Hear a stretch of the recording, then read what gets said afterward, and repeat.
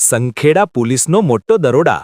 કિયા સેલ્ટોસમાંથી લાખો રૂપિયાનો વિદેશી દારૂ ઝડપી લેવાયો. આરોપી ખેતરમાંથી ફરાર.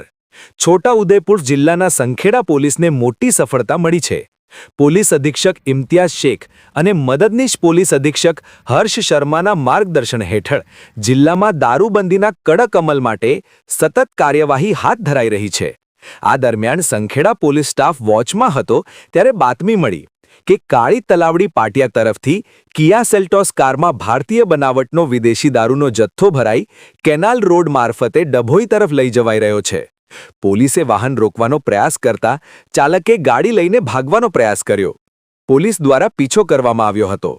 આ દરમિયાન કારનું આગળનું ડ્રાઈવર સાઈડનું ટાયર ફાટી જતા ચાલકે ગાડી કાળી તલાવડીથી માંજરોલ તરફના રોડ પાસે એક બંધ ઓરડી પાછળ મૂકી તુવેરના ખેતરમાંથી ફરાર થઈ ગયો.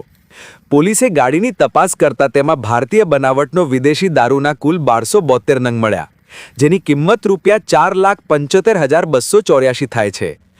ઉપરાંત હેરાફેરી માટે વપરાયેલી Kia Seltos car register number GO6PL9493 કિંમત ₹5 લાખ મળી કુલ ₹9,75,284 નો મુદ્દામાલ કબજે કરવામાં આવ્યો છે.